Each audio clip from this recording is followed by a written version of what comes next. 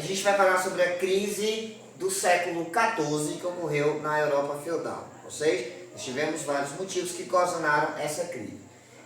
Um dos principais motivos foi a questão da produção agrícola, que não estava mais dando de conta da população, que cresceu bastante nesse período. Então tivemos uma produção agrícola que não estava mais sendo suficiente para alimentar toda a população europeia naquele período. Também temos um motivo de que parte dessas roças, dessas propriedades, passaram a ser utilizadas para a criação de ovelhas.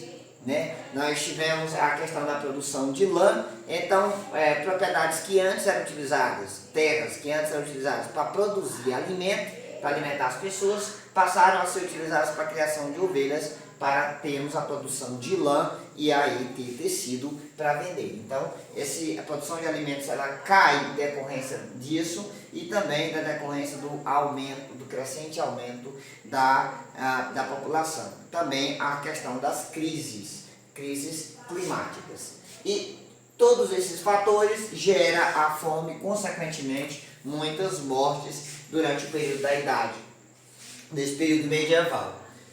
E tivemos, depois da questão da fome, inclusive tem um ditado na Europa que diz que depois da fome a peste come, a peste negra, conhecida como peste bubônica, uma doença que inicialmente se achava que era transmitida devido aos negros escravizados, depois acabaram descobrindo que essa doença era transmitida através dos ratos infectados que eram transportados nos navios. Rapidamente essa doença se tornou uma epidemia associada à questão da falta de higiene e a precariedade que era a questão de higiene naquele período, fez com que essa doença se alastrasse rapidamente. 1/3 da população europeia acabou sendo dizimada pela peste negra.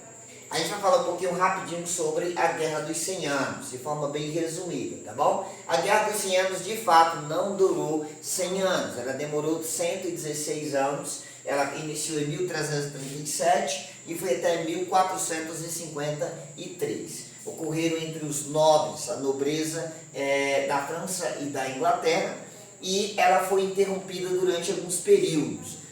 Ela não foi uma guerra que durou 116 anos de forma seguida e contínua. Ela teve alguns períodos de relativa paz e depois ela retomava com toda a força. Ela foi interrompida, inclusive, algumas vezes devido à questão da peste. Ninguém consegue brigar doente.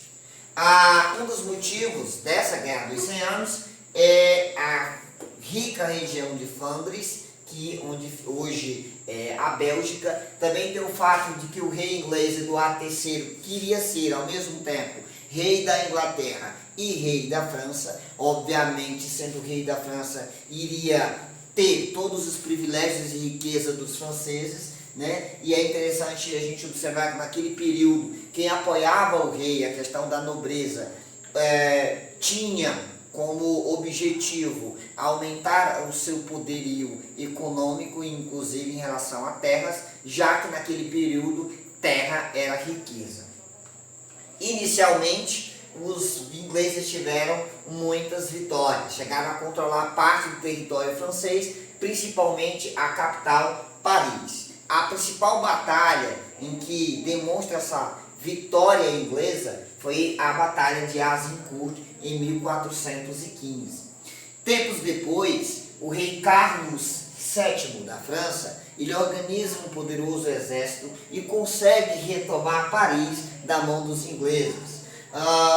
Ao retomar Paris da mão dos ingleses, Carlos VII organiza o governo e ele ajeita toda essa parte burocrática e começa a cobrar impostos. Logo, ele acumula um grande poder dentro do território francês, tendo dinheiro através desse imposto para organizar o seu exército e tentar expulsar e ganhar de fato a guerra. Nesse período surge a figura emblemática de Joana d'Arc, uma jovem que dizia ser iluminada e ouvir vozes divinas, e essas vozes diziam para ela, segundo ela, de que ela iria salvar a França dos ingleses e ia dar a liberdade para a França.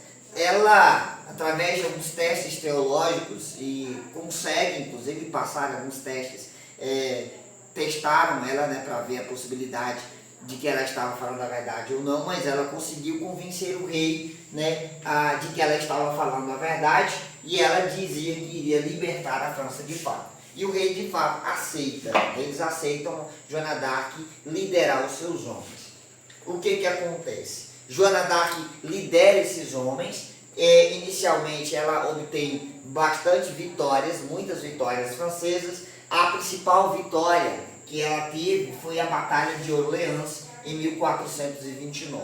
No ano seguinte, a Joana d'Arc cai em uma armadilha, prepara uma armadilha para ela, e nessa armadilha ela é vendida para os ingleses, ela é vendida para os inimigos, né? E ela é vendida aos inimigos.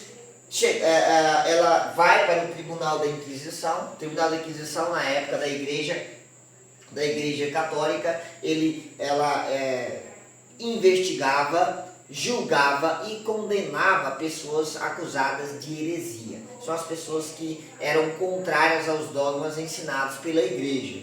A acusação que pesava contra Joana d'Arc é que ela era herege, né? Ela era contra os dogmas da Igreja, e também tinha o fato de que ela usava roupas de homem.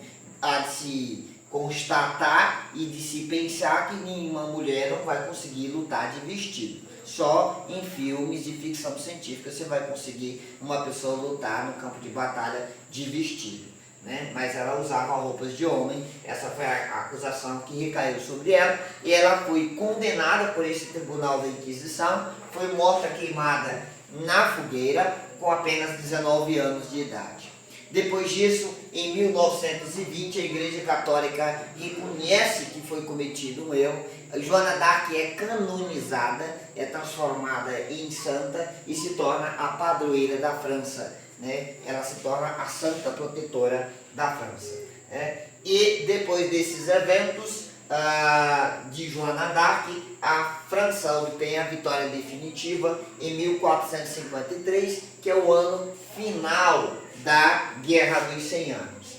Com essa vitória da França, nós tivemos perda de prestígio a cavalaria e a nobreza, porque eles perderam prestígio.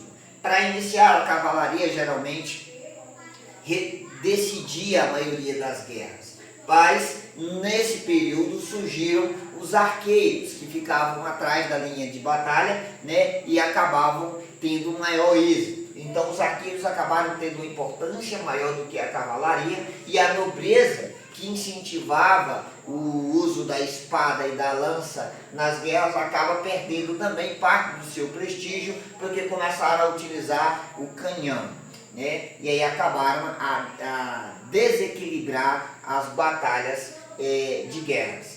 É interessante que essa nobreza ela passa a ter o seu poder apoiado basicamente nas relações de sucerania e vassalagem, em que eles doam a terra para os camponeses, e os camponeses pagam impostos de volta para eles, e aí eles têm como obrigação proteger esses camponeses de eventuais ataques e invasões inimigas, e enquanto os camponeses têm que trabalhar até a morte para sustentar o luxo dessa nobreza que governava praticamente quase toda a França juntamente com o rei.